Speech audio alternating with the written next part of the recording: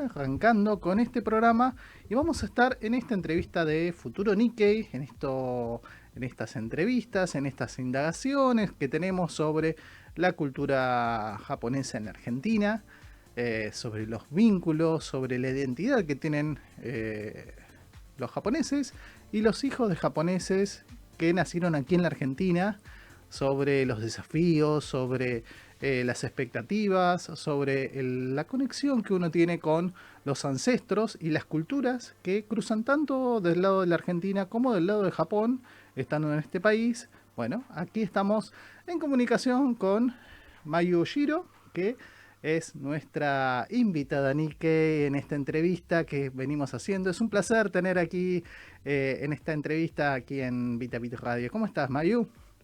Hola, buenas tardes. ¿Me escuchás bien ahí? Te escucho perfecto, fuerte y claro. Y Buenísimo. más que nada para contarles un poco a los oyentes por qué estamos hablando con Mayu. Mayu, en un momento cuando estaba investigando, viendo los perfiles, las personas que forman parte de la comunidad, que se ocupan de difundir la cultura, tiene un podcast muy interesante que se llama Pasaporte Nikkei. Allí es donde cuenta un poco su historia, pero ya que te tenemos acá, te vamos a preguntar, Mayu, ¿quién es Mayu Shiro? ¿Cuál es la historia de Mayu aquí en la Argentina? Si la podés condensar, creo que tenés experiencia por ese primer episodio que si les recomiendo que lo busquen en Spotify, Pasaporte Nikkei. Pero bueno, te doy la palabra. Bueno, muchas gracias por la invitación, Guillem. A ver, ¿quién es Mayo Ashira? Sí, el episodio 1 del podcast, ahí lo desarrollo bastante, que es un poco también como una justificación de por qué yo hago, digamos, decido hacer este podcast, este contenido. Yo soy Mayo Ashiro, soy Nikkei argentina. Mi mamá es argentina, es descendiente de españoles, italianos, como la mayoría de los argentinos. Mi papá es descendiente de japoneses, segunda generación. Y bueno, yo sería como esta mixtura, digamos, entre estas dos grandes culturas. Así yo defino un poco mi identidad, que es justamente la definición de Nikkei. Y Bueno, una de las bien. historias que contás dentro de ese primer Sí. episodio es que vos naciste en Japón desde muy chiquita, con una historia que llevó a tus padres a estar viviendo en Japón durante un tiempo por cuestiones de trabajo, por esa migración que hubo, esa vuelta a los orígenes que tuvo varios inmigrantes japoneses de que estaban en Argentina y que volvían en la década del 80, fines de los 80, de los 90 a Japón a trabajar. Y bueno, vos tuviste echaste tus raíces primero en Japón y después aquí en Argentina. Así es, sí. Yo cuento en ese primer episodio que se me volvía repetitivo, ¿no? Acá en Argentina, cada vez que yo conocía a alguien y le contaba que mi nombre es Mayumi Oshiro, se sorprendían, ¿no? Por esto de, bueno, te lleva, digamos, a Asia, te lleva a Japón, pero por ahí mis rasgos no son necesariamente japoneses, ¿no? Hay algo, digamos, hay una mixtura, pero bueno, por ahí parezco más argentina que japonesa. Entonces aparecía ese primer interrogante, ¿no? De dónde sos. Cuando les explicaba que que nací en Japón, pero que me vine a Argentina de muy chiquita, automáticamente me decían, bueno, sos japonesa, tenés nacionalidad japonesa, ¿no? Y por ahí van a ver a mi gatito pasando por atrás. Me encanta, me encanta. Bueno, bueno, volvemos de la interrupción. Me preguntaban si era japonesa y yo les decía que no, que yo soy argentina. Y eso fue un conflicto, digamos, a nivel identitario durante mucho tiempo, porque yo siempre explico que en Japón se rigen por el derecho de sangre. Uno de tus padres tiene que ser japonés al momento de nacimiento. Entonces es un derecho de sangre, pero es de un vínculo directo. Mi mamá es argentina, mi papá es hijo de japoneses, pero él es argentino, él nació en Argentina. Entonces yo no podía, bueno, tener la nacionalidad justamente japonesa. Y en Argentina nos regimos por el derecho de suelo, Claro. donde, bueno, la persona al nacer en Argentina es ciudadano argentino, digamos, por ese mismo hecho. Yo no había nacido en Argentina. Entonces estaba como en ese vacío que no era ni una cosa ni la Estabas otra. en un limbo legal, no Exactamente. tenías lo que decís el pasaporte, tenías un pasaporte Nikkei, como lo dice tu Exacto. podcast, De ahí viene el nombre. pero ahí no tiene ningún sustento legal más que lo identitario, de lo cultural. ¿Y Exactamente. cómo fue debe haber sido muy difícil estar sumado a todo lo que conlleva la identidad Nikkei, de estar, de sentirse japonés, pero no ser japonés, de sentirse argentino, pero a su vez no tanto, sumado a todo este tema de este limbo legal, de haber nacido en Japón, de volver, ¿cómo fue el desarrollo de esa identidad? Exactamente, porque yo literalmente no tenía nacionalidad. Yo durante muchos años no tuve nacionalidad, recién a los 18 años yo me nacionalicé argentina. Yo viajé a Japón con el pasaporte, digamos, de mi mamá, yo era un bebé, y bueno, estando acá en Argentina, trató mi familia, ¿no? De poder sacar la nacionalidad, pero bueno, viste que para tener la nacionalidad japonesa tenés que renunciar a otras nacionalidades, no se puede tener la doble nacionalidad. Y así es como ya de grande yo opto y renuncio a esta nacionalidad japonesa que yo cuento que también fue a nivel simbólico o emocional, fue de alguna forma renunciar también de alguna manera a estas raíces, ¿no? Y ahí es cuando yo ya tengo esta nacionalidad argentina. Por eso justamente el nombre de pasaporte Nikkei, ¿no? Porque Está viene a muy... partir de esto, está, justamente el pasaporte es un documento de identidad, pero también esta propuesta, el podcast, es justamente, yo invito a los oyentes a un viaje cultural. Entonces, bueno, para viajar se necesita un pasaporte. Y surge también a partir de que yo descubro, a medida que voy creciendo, eh, este concepto, Nikkei, que por ahí no era tan popular en las generaciones, por ahí en las segundas generaciones, en la de mi papá, que si bien existía, digamos, el concepto y ya estos Nisei empezaban a problematizarlos, empezaban a cuestionar estos temas, es como que se empezó a popularizar después, ¿no? A partir de una tercera generación, cuarta, quinta, ya hoy en día creo que hay sexta, séptima Sí. generación de japoneses en la Argentina. Y cuando yo conozco esa palabra, ese concepto, es cuando yo siento este sentido de pertenencia, ¿no? Que esto que me pasaba a mí no era una cuestión propia, no era un bicho raro, sino que había un colectivo, había una comunidad que de alguna forma te sostiene, ¿no? Es ahí a Y es donde cuando, sí, pertenezco, me siento parte, tienen intereses o inquietudes comunes. En ese primer episodio siempre mencionás uno de los episodios tan comunes entre los Nikkei, que es, bueno, lo gastronómico, el asado con el Gohan, con el arroz blanco. Es como a otras culturas le debe parecer algo similar con, no sé, los peruanos con otros platos o los brasileños. Siempre la gastronomía es como que sirve como para tratar de explicar un poco la situación en la que uno vive y siente generalmente. tal cual. Asado con Gohan, locro con Gohan. Empezamos como a ver en otras familias cómo se replicaba justamente esto de vivir las dos culturas de una forma muy marcada, de estar atravesada por justamente la mixtura de estas dos grandes culturas, en nuestro caso la argentina y la japonesa, ¿no? Sí.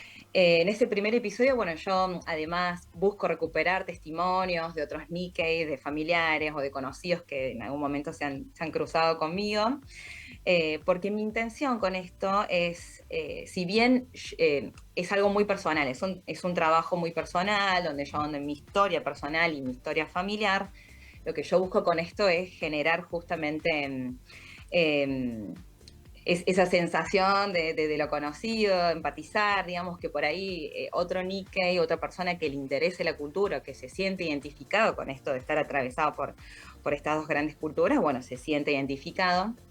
Y la idea es no aportar solo datos o una investigación sobre la inmigración o sobre cómo ha ido evolucionando el concepto de identidad Nikkei con el tiempo, sino que, bueno, sea por ahí interesante y tenga todas estas anécdotas, estos datos de color y poder ir contando historias. Sí. Esa es la intención. Y una de esas historias que contás en ese primer episodio, porque condensa mucho todo lo que es tu Sí. historia Son en, 15, ve- 20 en minutitos cada 15 veces. episodio, pero hay mucha data. Hay mucha data, está bien comprimido, bien condensado y muy interesante. Y voy a dar un spoiler. Ese primer episodio terminás y decís que, o ya casi cerca del final, decís que nunca volviste a Japón. Y eso hace poco lo acabas de romper, de superar, de decir, bueno, volviste a la tierra donde naciste y estuviste en Japón. ¿Qué fue lo que sentiste volver a Japón ya de adulta? antes te habías dejado cuando eras una niña, un bebé, era 2 años, era muy pequeña, ¿no? Tal cual. Sí, fue un viaje muy, muy importante, muy significativo, desde lo emocional, ¿no? No solo desde lo turístico, que Japón es fascinante como destino turístico, pero bueno, venía cargado como con muchas emociones. Yo arranco el primer episodio contando justamente esto, que nunca más había vuelto a Japón. Y bueno, spoiler también, alert, el próximo episodio va a ser el último episodio de esta primera temporada al menos, y justamente vuelvo a Japón. Se dio de una forma, realmente no lo había planificado, ¿no? Pero es como bastante redondo. Yo hace un año arranqué con el podcast, que fue justamente el 20 de junio, el Día Internacional del Nikkei, y ahora ya un año de eso, se da que naturalmente surgió este viaje, que si bien yo hace muchos años que lo vengo esperando, que venía ahorrando, bueno, se dio el momento. ¿Y cómo hubo Es como que todavía sí, perdón, hubo sí. algún recuerdo? Eras muy chica, pero ¿había algo de ese recuerdo de cuando partiste de Japón y que te conectó con este regreso? Y había, no sé si son recuerdos particularmente, capaz es un poco las anécdotas que me han contado, el imaginario de uno, las fotos que uno ve, ¿no? De esos momentos. Yo tenía una idea armada de lo que para mí era Japón, pero también sabía que estaba cargado de esta romantización o esta idealización que por ahí tenemos, justamente del relato de los abuelos, Es de los familiares que... inevitable pasar por eso, porque uno se va armando toda una imagen, una concepción, y a veces uno dice, bueno, ¿qué hago? Me resisto, trato de superarlo, y a veces uno dice, bueno, voy tratando de aflojar un poco la situación y que pase lo que sienta en ese momento. Exacto. Pero bueno, es un relato el de los abuelos por ahí cargado también con mucha emocionalidad y romantización, ¿no? Y esto de que Japón, esa isla, ¿viste? Donde todo es perfecto, que viene con todo este sentimiento de posguerra también muy atravesado. Entonces yo iba con esta idea de que, bueno, vamos a descubrirlo, pero bueno, mi propia experiencia, digamos, en carne propia. Fue muy emocionante. También me crucé con amigos, amigas de mis papás, que claro, cuando yo nací, ellos eran como familia, ¿no? Tus También ellos tíos, tenían los sus hijos en esos amigos, momentos. claro. Tal cual, otras personas que tienen la misma historia, que se fueron en los 90, en el famoso de Kasei, Ujú. y que se han quedado allá, y que han formado su vida y que han criado a sus hijos como japoneses. Y me reencontré con ellos después de tantos años, eso fue muy emocionante. Y vos sabés que me llamó mucho la atención que los hijos de ellos también tienen esta cuestión identitaria, este conflicto por ahí de identidad, que lo viven de otra manera. Porque allá en Japón ellos son argentinos y Claro. ellos no saben hablar español, nunca estuvieron en Argentina. Sus padres son descendientes de japoneses, en este caso de ambos lados, porque tienen, por así decirlo, ¿viste? Sangre japonesa. Sí. Actúan como japoneses, pero los consideran argentinos. Y ellos Y que vos sabés, sí, sienten, tienen ese mismo sentimiento como nosotros desde la Argentina, como Nikkeis, de eh, tener una conexión, de estar con cierta añoranza por cuestiones familiares con la tierra de nuestros ancestros. Ellos desde Japón, siendo argentinos, no japoneses, tienen una claro. conexión con el país de sus padres, que están trabajando ahí, que ya están asentados. ¿Les ocurre lo mismo? ¿Qué experiencias pudieron sentir? Compartirte. Exacto. Sí, sí, sí. Eso me llamó mucho la atención, me pareció muy curioso, porque yo pensé, ellos deben vivir como japoneses, deben ser japoneses, pero no, también tienen este conflicto de identidad. Son argentinos, porque sus papás son argentinos, entonces también tienen nacionalidad argentina. Y me contaban una anécdota, una de las chicas, que en su trabajo dice que un día fue un chico peruano que no sabía hablar el idioma, no sabía hablar japonés, trataba de comunicarse por ahí en inglés, no le entendían, y hablando español, ella le entendió todo el español perfectamente, pero le costaba hablar el idioma, ella expresarse, que es por ahí lo que nos pasa a muchos, que eso también se ha dado en nuestra historia por ahí, la historia de la inmigración japonesa, ¿no? Donde por ahí segundas, terceras generaciones han ido perdiendo el idioma, que por ahí uno escucha el japonés y entiende algunas Sí. palabras o entiende por contexto, pero es un poquito más difícil hablarlo. Y a ella le pasó lo mismo. Pero volvió a su casa, digamos, con una frustración enorme de no poder haberse comunicado con un latinoamericano y, y se volvió con esta conclusión de yo no soy realmente argentina, no soy una verdadera argentina, ¿Y, ¿no? Como con ese dolor. ¿Y qué desafíos encuentran o pudiste trazar de paralelismo en tu experiencia personal Ujú.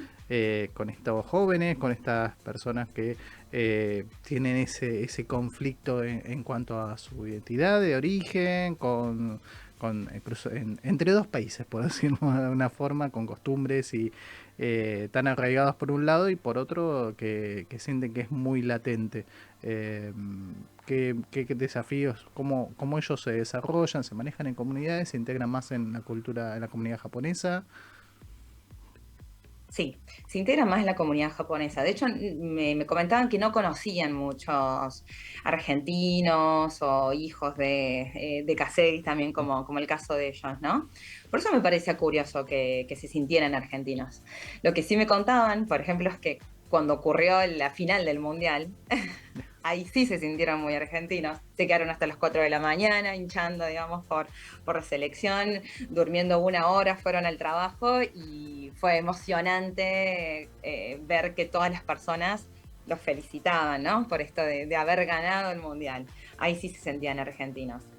¿Qué otra cosa te puedo comentar? Bueno, me pasó lo mismo que yo cuento. En el primer episodio, que cuento que se me vuelve muy repetitivo esto que cada vez que conozco a una persona y le cuento un poco mi historia, porque se da naturalmente todos estos interrogantes, me pasó lo mismo, pero en Japón. Ah, mira vos. Allá también. Por ahí conocí a alguien y me preguntaba si era Nihonjin, si era japonesa, porque veían el nombre, pero me veían la cara y no entendían. Yo les hablaba un poquito en japonés, pero bueno, no hablo muy bien, se nota inmediatamente que no soy, que no vivo allá, Que ¿no? no son nativas en el Y idioma. exacto, entonces de repente estaba explicando lo mismo, el mismo speech que yo cuento acá, pero con los japoneses.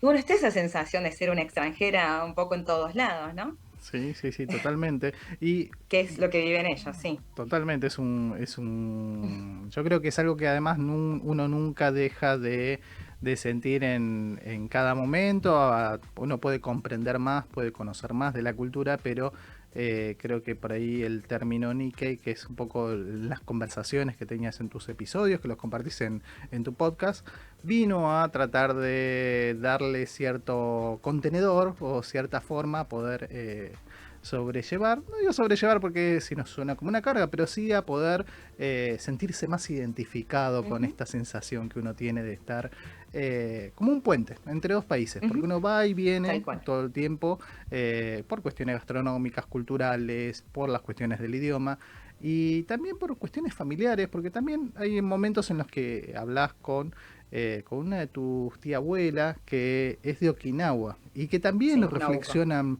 Sí, Nobuko, que justamente también reflexiona mucho esa otra parte de la historia que también es muy propia de la comunidad Nikkei en Argentina, que es los orígenes en Okinawa y esas ciertas particularidades o peculiaridades muy propias de la cultura okinawense, de Ryukyu, de Reino de Ryukyu, Ujú.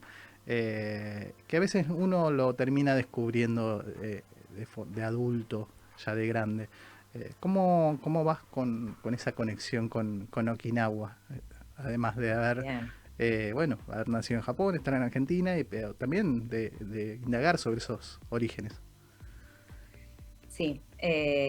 Bueno, Okinawa es un capítulo aparte. De hecho, bueno, es uno de los episodios, como bien decís vos, que yo lo llamé la Isla Maravilla, Ujú. que así es como Nobuko describe, digamos, Sí, a su isla, es una expresión a hermosa. su isla de origen, la Isla Maravilla. Bueno, me tocó conocer Okinawa en este viaje, lo cual fue uno de los momentos más emocionantes. Fue justo al final, fue el broche de oro del viaje. Y la verdad que me pasó que apenas puse un pie en el aeropuerto, yo ahí ya me di cuenta de que somos okinawenses. Yo le decía a mi pareja que viajó conmigo, nosotros somos de acá. Lo veía en la gente, en los rasgos de la gente, ¿no? Que son por ahí El- diferentes a los de la Isla Grande, que los son más sonidos parecidos de a mis familiares. los sonidos de la calle son muy Los diferentes a los sonidos que de la uno. calle, los Sí. sonidos del monorriel, porque está el monorriel allá. Cada estación, viste, tiene su jingle, Ujú. su tema. Y eran todos los temas folclóricos, los cachasí, digamos, que escuchábamos de chicos, que bailamos, porque yo además también he practicado muchos años danzas tradicionales de Ryukyu. Así que nada, la piel de gallina. Ver esos colores tan vibrantes, tan característicos del Bingata, que es esta técnica de teñido, ¿no? Okinawense. La gente es muy distinta en Okinawa al resto de Japón. Es más ruidosa, es más alegre, es más Sí. borracha también, muy divertida, El muy clima ayuda sociable. mucho. El clima, claro, bueno, típico de cualquier isla subtropical, ¿no? Sí. Donde se da toda esta cuestión. Y enseguida te sacan charla, ¿viste? Y te preguntan, ¿y de dónde? Y bueno, yo contaba que mis abuelos son de ahí, ¿no? Y me preguntaban de dónde eran, y se daba naturalmente una conversación que por ahí en la Isla Grande no se da. Así que sí, lo sentí, sentí que nosotros éramos de ahí, realmente. Y más allá de que yo nací en Japón, pero nací en Gunma, a 2 horas de Tokio, pero no me siento tan arraigada, digamos, a Gunma, sino a Okinawa. Nuestras Sí. tradiciones son de ahí. Y un poco con todo esto que me vas contando, con este, no digo un cierre porque es una reconexión, es volver a conectar en vivo y en directo con gran parte de tu historia y de la historia de la comunidad japonesa y de la comunidad Nikkei y de Okinawa aquí en Argentina. ¿Vos qué ves de aquí al futuro? Hablando siempre con los miembros de la comunidad, con tus padres, también con la gente que ama la cultura japonesa y que, bueno, volviendo un poco a ese tema de que no tienen sangre japonesa o que no son parte de la comunidad, pero aman Japón y forman parte y a veces, muchas veces hablando con amigos, hasta son más japoneses que uno mismo en cuanto a la pasión y al amor que tienen por la cultura. ¿Cómo ves el futuro de aquí en adelante cuando, bueno, ya nuestros ancestros han hecho su recorrido, han desarrollado oficios, han formado familias, asociaciones, y ahora nos encuentra esta generación de profesionales con otros intereses, otros recorridos, que es un poco para lo que trabajaron y se esforzaron nuestros padres y abuelos para poder forjar nuestro destino? ¿Cómo ves que se va a forjar ese destino Nikkei en el país, en Argentina, desde Córdoba, desde Buenos Aires, desde la Argentina? Qué pregunta. Realmente es compleja. Es un tema que por ahí yo charlo mucho con mi papá. Ujú. Mi papá actualmente es presidente de la Asociación Japonesa de Córdoba y es un tema que preocupa incluso mucho, ¿no? Están Esto como muy de, desafiadas las sí, asociaciones por este cambio de costumbres, ya no nos reunimos tantos en los clubes, tenemos conexión, pero no de la misma forma que tenían nuestros padres o abuelos. exacto. Las necesidades van cambiando, ¿no? De generación en generación. Por ahí estas necesidades que tenía el inmigrante o el hijo, la segunda generación, digamos, del inmigrante, de poder tener un espacio para juntarse, para recordar su tierra, donde seguir por ahí practicando sus costumbres, ¿no? Se va perdiendo poco a poco. Y esto es una cuestión también natural de que generación tras generación uno se va adaptando, digamos, a la vida en Argentina, uno se siente más argentino que japonés, en algunos casos por ahí se vive más o menos la cultura japonesa, y de repente, ya en estas generaciones, como decíamos antes, ¿no? Cuarta, quinta, sexta generación, donde quizás algún familiar lejano fue el japonés, ¿no? Y de repente todos los vínculos, las amistades, los amigos de trabajo, las parejas son todos argentinos. Por ahí se da esto de que la necesidad va cambiando. Entonces uno no siente esto de tener que ir a la asociación japonesa como un club, como para sentirse perteneciente a algo.